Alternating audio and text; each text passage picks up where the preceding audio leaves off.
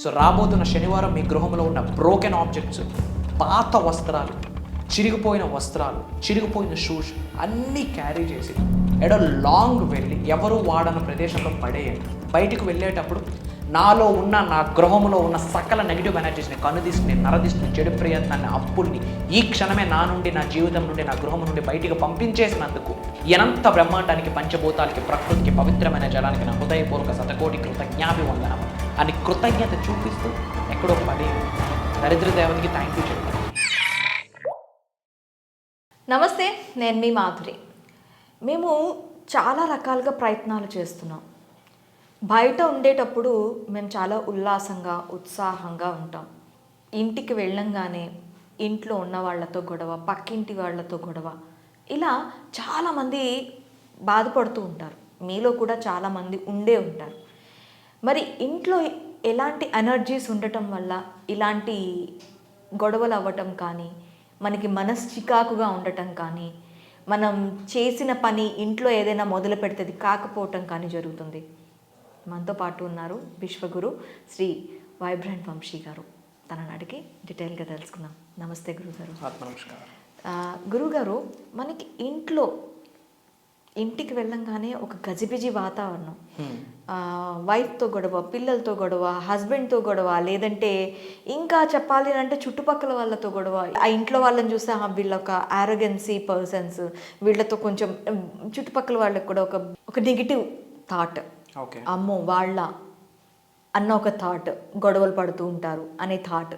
Okay. So ఇది దేనివల్ల, ఇంట్లో ఏమైనా ఎనర్జీస్ దీనివల్ల అవుతూ ఉంటుందా, ఓకే, లేకపోతే వాళ్ళలో నెగిటివ్ ఎనర్జీ? సో అలాంటి వాళ్ళకి ఏమైనా రెమెడీస్ చెప్తారా? అసలు ఇంట్లోని ఎలా ఉండాలి అంటారు?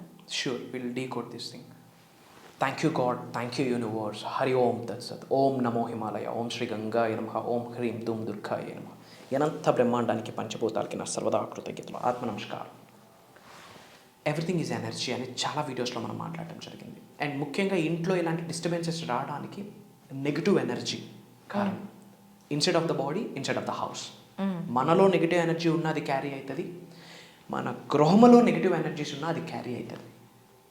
మనలో ఉన్న నెగిటివ్ ఎనర్జీస్ని క్లియర్ చేసుకోవడానికి పాజిటివ్గా మాట్లాడడం, ప్రేయర్స్ చేయడం, ఎఫర్మేషన్స్ చేయడం, యూనివర్స్తో మమేకమవుతూ వెళ్ళడం, మదర్ నేచర్తో మమేకమవుతూ వెళ్ళడం, కొన్ని స్పిరిచువల్ రెమెడీస్, యాన్షియంట్ టెక్నిక్స్ చేయడం, లేదా రాక్ సాల్ట్తో స్నానం చేయడం, సకల నెగిటివ్ ఎనర్జీస్ బయటకు వెళ్తాయి.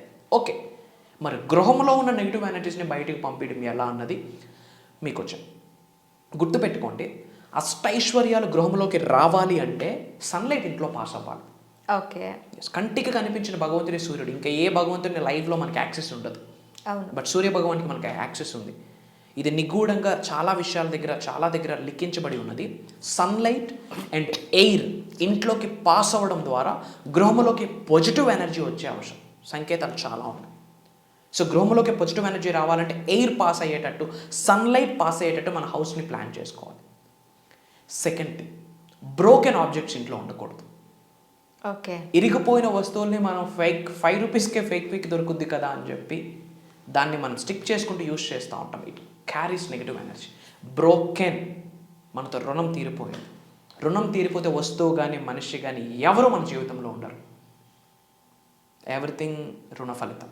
సో వన్స్ రుణం తీరిపోయిందంటే మన దగ్గర నుండి వెళ్ళిపోయిందని అర్థం. దాన్ని మనం ఏం చేస్తాం, అత్తెక్కించుకొని వాడతాం.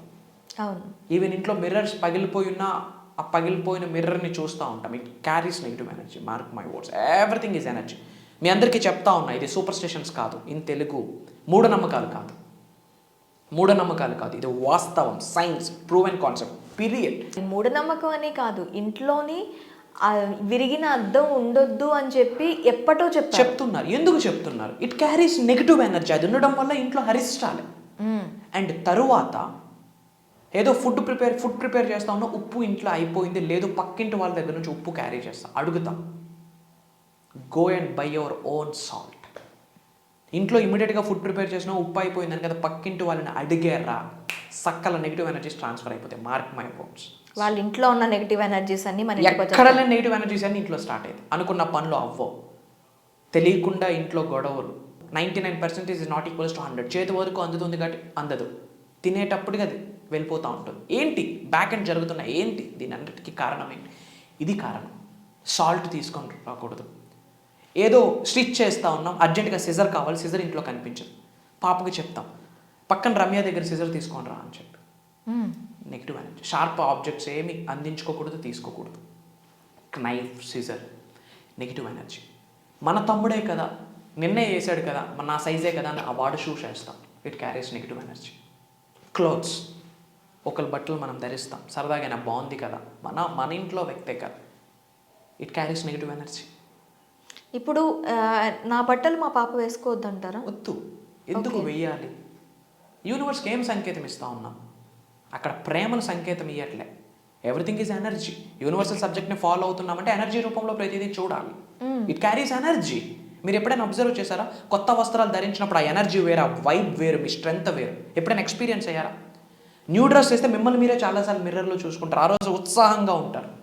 It's an energy. Old clothes, old stocking energy. So రాబోతున్న శనివారం మీరు అందరూ ఏం చేయాలంటే, మీ ఇంట్లోనే చాలా క్లాత్స్ ఉంటాయి, చాలా బట్టలు ఉంటాయి, అవి మీ సైజ్ కాదు, చిరిగిపోయి ఉంటాయి, కానీ టైం లేక వాటి గురించి పట్టించుకోలేదు, బీరువాలో అలానే అట్టుపెట్టున్నాం. అవును. మీ సైజు కానీ ఈ చిరిగిపోయిన క్లాత్స్ అన్నీ తీయండి. మనం వాడిని 2-3 జతలు, అక్కడ 20 జతలు ఉంటాయి, అందులో చిరిగిపోయి ఉంటాయి, మన సైజ్ కాదు, చిన్నప్పటి, కానీ టైం లేక దాని మీద ఎప్పుడు మనం ఫోకస్ పెట్టలేదు. It carries negative energy. ఆ షూస్ కూడా ఇంటి గుమ్మం ముందే పెడతాం, అష్టైశ్వర్లు ఎట్లా వస్తాయి? సకల నెగిటివ్ ఎనర్జీస్ ఉంటాయి షూస్లో.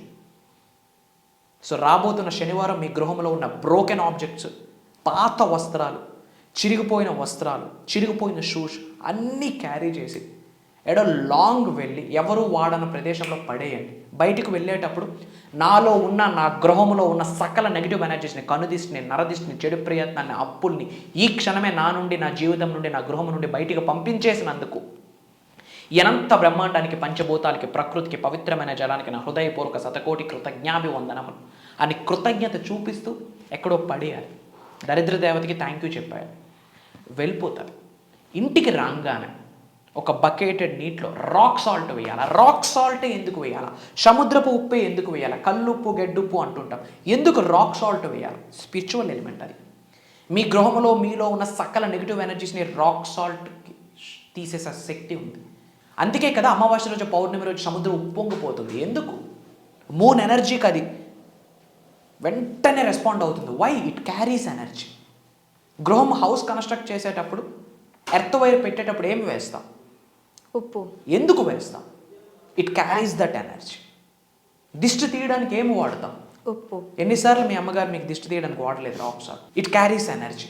సో ఇంటికి రాగానే ఒక బకెట్ వాటర్లో కాస్త రాక్ సాల్ట్ వేసి, లెఫ్ట్ హ్యాండ్ హార్ట్ చక్ర మీద పెట్టి, రైట్ హ్యాండ్ ఆ బకెట్లో పెట్టి, నా గృహంలో ఉన్న సకల నెగిటివ్ ఎనర్జీస్ని ఈ క్షణమే బయటికి పంపించేసినందుకు ఈ పవిత్రమైన జలానికి నా సర్వదా కృతజ్ఞత, ఓం శ్రీ గంగాయ నమః అని చెప్పి ప్రేయర్ చేశాక అది ఎనర్జైజ్ అవుతుంది ఆ వాటర్. ఆ వాటర్తో మాపింగ్ పెట్టేయాలి. పెట్టేశాక ఒక మట్టి ప్రమిదలో లవంగాలు. ఎందుకు లవంగాలు తీసుకోవాలి? Clove is a seed.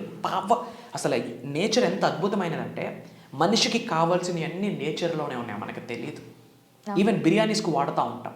ఆ క్లోవ్కున్న శక్తి ఏంటో తెలుసా? సకల నెగిటివ్ ఎనర్జీని ఆపిస్తుంది. మీకు ప్రవేశించకుండా నెగిటివ్ ఎనర్జీని ఆపిస్తుంది. సో కొన్ని లవంగాలు, క్లోవ్స్ వేసి, కర్పూరం వేసి, బే లీఫ్, మూన్ రిచువల్స్కి ఎన్నోసార్లు మేము బే లీఫ్ వాడతాం.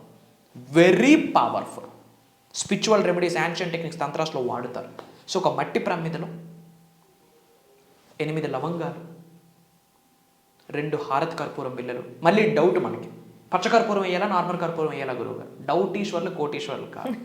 ఏదైనా స్పెసిఫిక్ ఉంటే నేనే చెప్తా, ఏది చెప్పలేదంటే ఏదైనా వేయొచ్చు. ఓకే. బే లీఫ్ వేసి ఇంట్లో ధూపం వేయాలి. ధూపం ఎప్పుడైతే ఇంట్లో వేస్తామో నెగిటివ్ ఎనర్జీ బయటికి వెళ్ళిపోతుంది. సో ఆ ఐటమ్స్ అన్ని బయటపడేసి రాబోతున్న శనివారం ఇంటికి వచ్చాక మీరు చెప్తా ఉన్న ప్రేయర్ చేసి బయటపడేసి ఇంటికి వచ్చే 2 to 3 minutesలో ఇంట్లో ఎనర్జీస్ మారిపోతాయి. Mark my words, very powerful. Okay. తర్వాత హౌస్ అంతా కూడా ఆ రాక్ సాల్ట్ వాటర్తో క్లెన్జింగ్ చేసుకొని ఆ యొక్క ధూపం వేస్తే కనుక ఇంట్లో పాజిటివ్ ఎన్విరాన్మెంట్ ఉంటుంది. బ్యాక్ ఎండ్లో ఓంకారం మ్యూజిక్ అయినా ప్లే చేయండి, నెగిటివ్ ఎనర్జీ మొత్తం బయటికి వెళ్తుంది. ఇవి 100% ఆచరిస్తే సకల నెగిటివ్ ఎనర్జీస్ అన్ని ఇంటి నుండి బయటకు వెళ్ళిపోతాయి. ఇంట్లో స్పేస్ ఏర్పడితే అష్టైశ్వర్యాల గృహంలోకి రావడానికి గుమ్మం ముందే ఉంటాయి. కావాలంటే డోర్స్ ఓపెన్ చేసి ఆహ్వానించండి. ఇది చేయడానికి నేను రెడీ అయితే ఐ ఆమ్ రెడీ అని కామెంట్ చేయండి. చూసారు కదా, మీ ఇంట్లో ఇలాంటి నెగిటివ్ ఎనర్జీస్, పట్టలు, చొప్పులు, ఇంకా పగిలిపోయిన వస్తువులు, పగిలిపోయిన అద్దాలు ఏవైనా ఉంటే వెంటనే ఇంట్లో నుంచి బయట పెట్టేసేయండి. లేదు అంటే ఆ నెగిటివ్ ఎనర్జీస్ మీకు ఎప్పటికప్పుడు క్యారీ అవుతూనే ఉంటాయి. ఇలా చేస్తున్నాము అయినా కూడా మేము ఎప్పటికప్పుడు డిస్పోజ్ చేస్తాము అయినా కూడా కావట్లేదు, ఏం చేయమంటారు అని ఎవరికైనా డౌట్ ఉందా? వెంటనే కామెంట్ సెక్షన్లో కామెంట్ చేయండి. మీకోసం ప్రత్యేకంగా మరొక వీడియోని చేసి మేము అప్లోడ్ చేస్తాం. థ్యాంక్ యూ గురుగారు. ఆత్మ నమస్కారం.